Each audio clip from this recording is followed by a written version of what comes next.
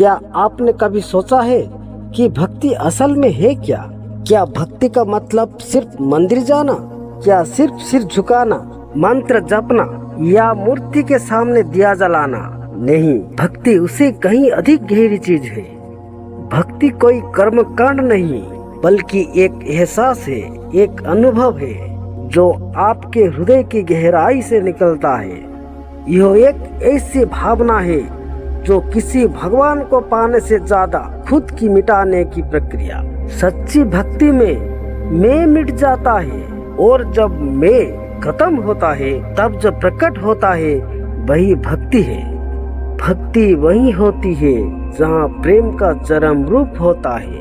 यह प्रेम है जो सीमाओं को मिटा देता है। यह समर्पण है जो स्वयं को भुला देता है। बिना शर्त, बिना अपेक्षा बच्चा जब माँ से लिपटता है तब भक्ति का प्रारंभ होता है। जब आप बिना किसी अभिलाष से कुछ करते हैं तो वो भक्ति है। जब किसी के लिए आपकी आंखों से आंसू आ जाए वही सच्ची भक्ति है। भक्ति एक अग्नि है जो अहंकार को जला देता है। लेकिन अफसोस की बात है कि हमने भक्ति को एक परंपरा बना दिया है। हमने इसे एक बिजनेस बना लिया है। मैं पूजा करूंगा तो भगवान कुछ देंगे, ये तो सौदा है, भक्ति नहीं। सच्ची भक्ति में कोई मांग नहीं होती। जैसे कोई बारिश में भीगते हुए खुद को बारिश के हवाले कर देते हैं, वैसे ही सच्चा भक्त खुद को भक्ति के हवाले कर देते हैं। सच्ची भक्ति में डूबने के लिए पहले खुद को भूलना पड़ता है, और खुद को भूलना आसान नहीं होता। हमने अपने चारों ओर एक नकली मैं की दीवार खड़ी कर ली है। वो दीवार टूटे बिना भक्ति का अनुभव नहीं किया जा सकता। इसलिए बुद्ध ने इस दीवार को ओहम कहा है और वेदांत इसे माया या अविद्या का नाम दिया है। तो फिर भक्ति क्या है? भक्ति उस दीवार को गिरा देना, खुद को खोकर सब कुछ पा लेना, प्रेम में पूर्ण विलीन हो जाना। भक्ति के बारे में तुलसीदास ने कहा, भक्ति बिना नर पावत नाही, अर्थात भक्ति के बिना कोई भी मोक्ष या परम शांति को नहीं पा सकता। लेकिन प्रश्न है, कैसी भक्ति?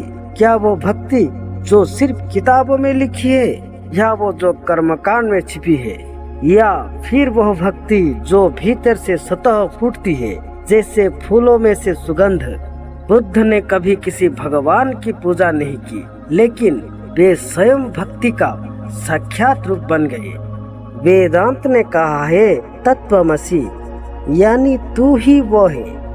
जब तू ही वो है तो फिर भक्ति का अर्थ क्या हुआ?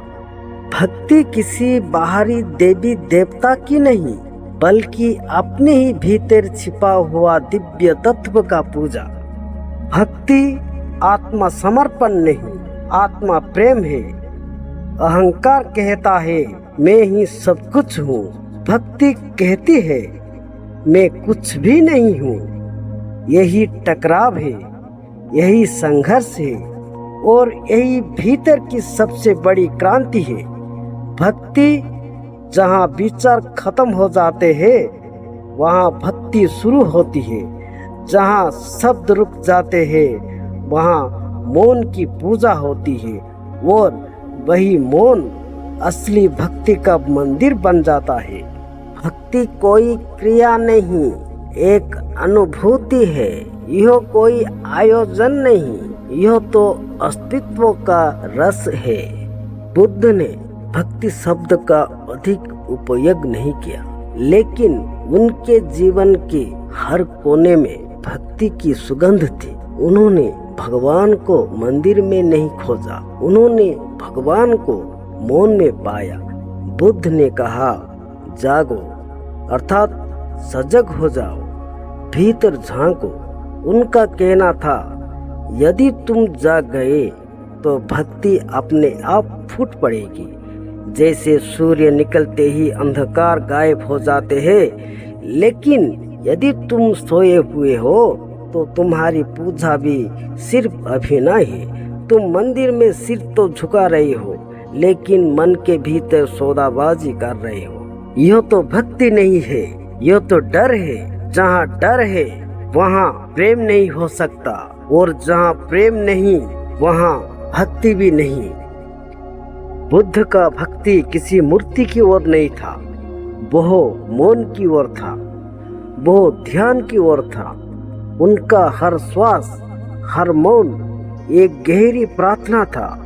उन्होंने हमें सिखाया कि भक्ति का पहला चरण है ध्यान। ध्यान यानी भीतर उतरना, और जब भीतर उतरते उतरते मैं का खो जाता है, वहीं से भक्ति का प्रारंभ होता है।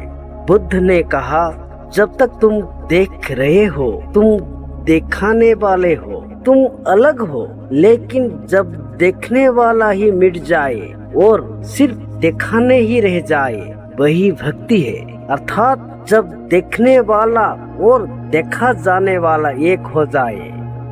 वेदांत कहता है ओहम ब्रह्मर्षि, यानी मैं ही ब्रह्म हूँ। अब तो यह सुनकर लगता है कि यह तो अहंकार है, लेकिन नहीं, यह तब कहा जाता है जब व्यक्तिगत मैं पूरी तरह समाप्त हो चुका होता है।